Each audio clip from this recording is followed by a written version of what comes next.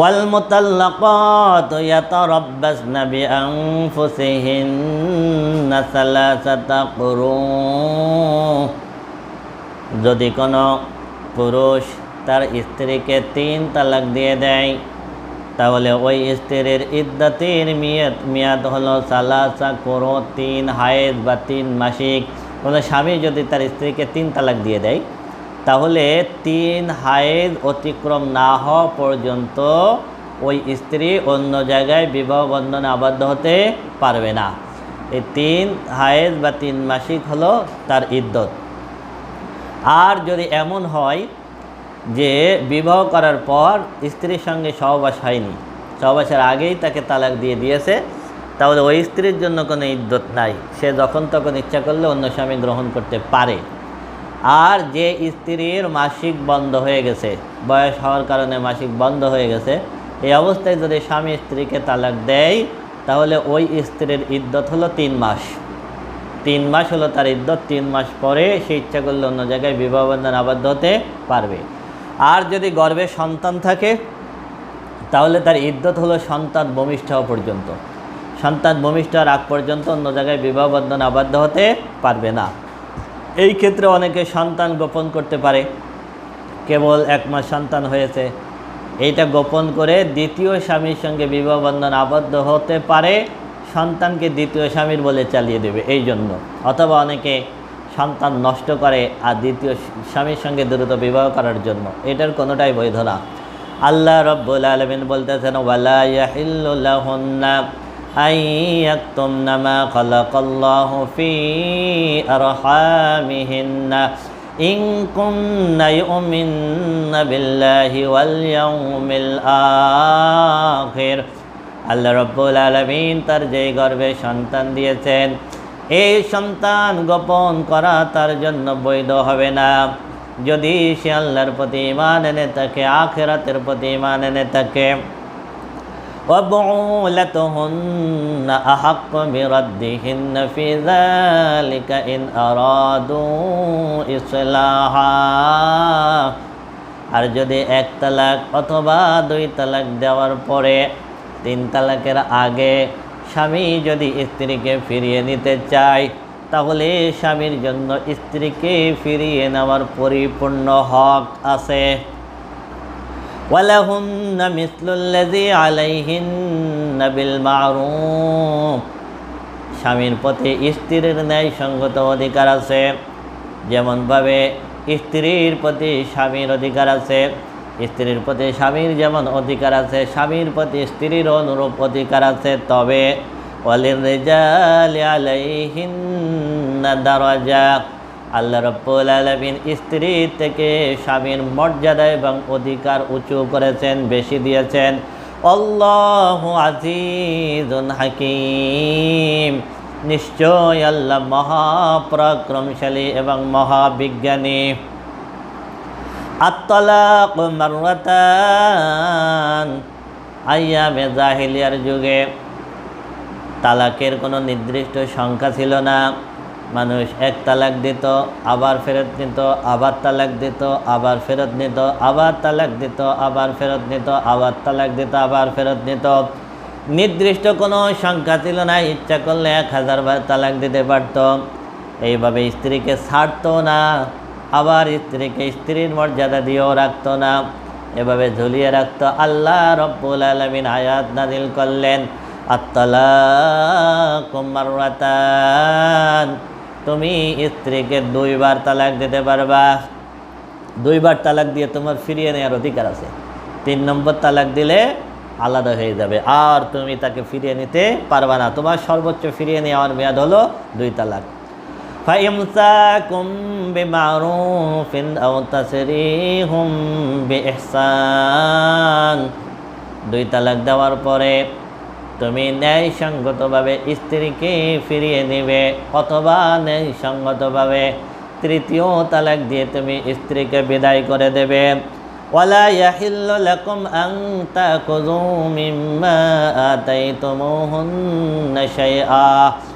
আর তুমি যদি স্ত্রীকে 3 তালাক দিয়ে দাও, তাহলে তুমি দেনমোহর হিসেবে স্ত্রীকে যা কিছু দিয়েছো ওটা ফিরিয়ে নেওয়া তোমার জন্য বৈধ হবে না।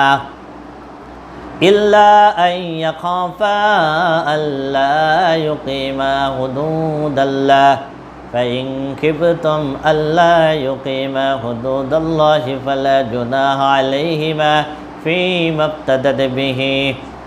আর যদি এমনটা হয় স্বামী স্ত্রীর ভিতরে বনিবনা হচ্ছে না, এমন অবস্থায় স্বামীকে যদি স্ত্রী খোলা তালাক দিয়ে চলে যেতে চায়, রসুল আকরাম সাল্লাল্লাহু আলাইহি সাল্লামের সময় রসুলের এক সাহাবী বিবাহ করলেন।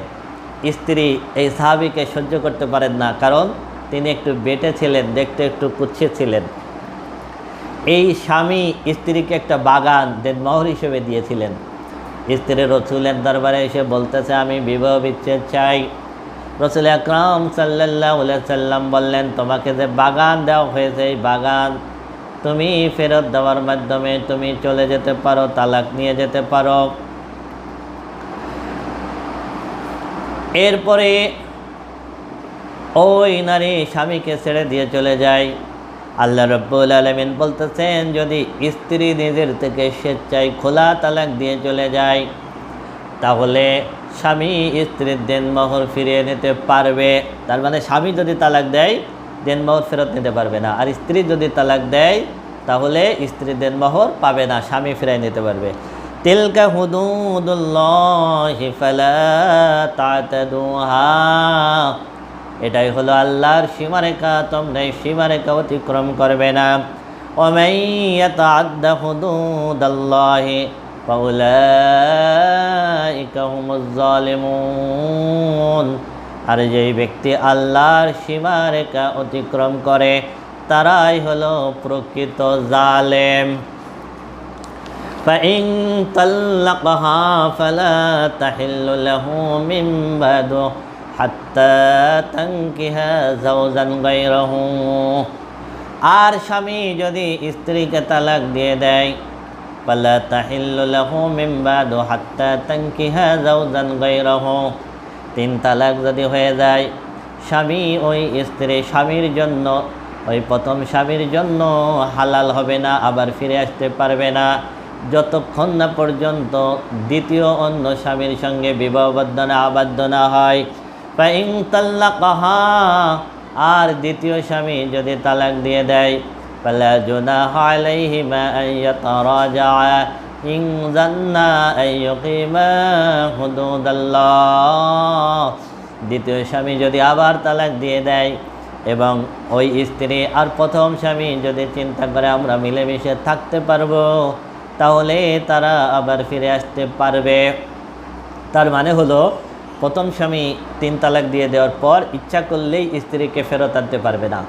ফেরত আনতে গেলে স্ত্রীর দ্বিতীয় স্বামীর সঙ্গে বিবাহ বন্ধনে আবদ্ধ হতে হবে। এখানে আমাদের সমাজে হিল্লা বিবাহের নামে একটা বিবাহ প্রচলন আছে। সেই ক্ষেত্রে প্রথম স্বামী এবং স্ত্রী দ্বিতীয় স্বামীর সঙ্গে কন্ট্যাক্ট করে। কি কন্ট্যাক্ট করে? তুমি বিবাহ করবা, তুমি বিবাহ করেই আবার তালাক দিয়ে দিবা। বিবাহ করে যখন আবার তালাক দিয়ে দেয় তখন প্রথম স্বামীর কাছে আবার চলে আসে। তো এরকমভাবে যদি কন্ট্যাক্ট করে, এই কন্ট্যাক্ট বিবাহ সম্পূর্ণ হারাম, জায়েজ নাই। যে করবে তারও এটা জেনা হবে, আবার যদি প্রথম স্বামীর কাছে ফিরে আসে সেটাও জেনা হবে। বরং এটা হবে স্বাভাবিক নিয়মে। তালাক হয়ে যাওয়ার পর স্ত্রী স্বাভাবিকভাবে দ্বিতীয় বিবাহ করবে। স্বামী যদি স্বাভাবিকভাবে দ্বিতীয় স্বামী যদি স্বাভাবিকভাবে তাকে তালাক দেয় অথবা দ্বিতীয় স্বামী যদি মারা যায়, তাহলে ওই স্ত্রী আবার ইচ্ছা করলে প্রথম স্বামীর কাছে ফিরে আসতে পারবে। কিন্তু কন্ট্যাক্ট করে আমাদের সমাজে যে হিল্লা বিবাহ সিস্টেম আছে, এই সিস্টেমে পারবে না। তিলকা হুদুদুল্লাহি ইউবাইয়িনুহা লিকাওমি ইয়ালামুন, এটাই হলো আল্লাহর সীমারেখা। আর আল্লাহ রাব্বুল আলামিন এই সীমারেখা জ্ঞানী ব্যক্তিদের জন্য বর্ণনা করেন। ওয়াইযা তাল্লাকতুমুন নিসা ফাবালাগনা আজালাহুন্না ফামসিকুহুন্না বিমারুফিন আও সাররিহুন্না বিমারুফ ওয়ালা তুমসিকুহুন্না দিরারাল লিতাতাদু, যদি তোমরা স্ত্রীদেরকে তালাক দাও এবং 1 তালাক 2 তালাক দেওয়ার পরে 2 তালাকের সীমারেখা যখন শেষ হচ্ছে তখন তোমরা ন্যায়সঙ্গতভাবে হয় স্ত্রীদেরকে রেখে দাও অথবা ন্যায়সঙ্গতভাবে তাদেরকে বিদায় দিয়ে দাও। তোমরা তাদের ক্ষতি করার জন্য তাদেরকে তোমরা আটকিয়ে রেখো না। ওয়া মান ইয়াফআল যালিকা ফাকাদ যালামা নাফসাহু, এমনটা যেই ব্যক্তি করবে সে ব্যক্তি নিজেই নিজের প্রতি জুলুম করলো। ওয়ালা তাত্তাকিযু আয়াতিল্লাহি হুজুওয়া, আর তোমরা আল্লাহর আয়াতকে খেলতামাশা বানিও না। তালাক ফাজলামো করার জিনিস না। তালাক দেওয়ার পরে তুমি বললে আমি মশকরা করতেছিলাম, এটা হবে না। আবার অনেকে বলে রাগের মাথায় তালাক দিয়েছিলাম, রাগের মাথায় তালাক দিলেও কি তালাক হয়ে যাবে? তালাক নিয়ে কোনো খেলতামাশা করা যাবে না। ওয়াযকুরু নি'মাতাল্লাহি আলাইকুম, আল্লাহ তোমাদের উপর যেই নিয়ামত দিয়েছেন এই নিয়ামতকে স্মরণ করো।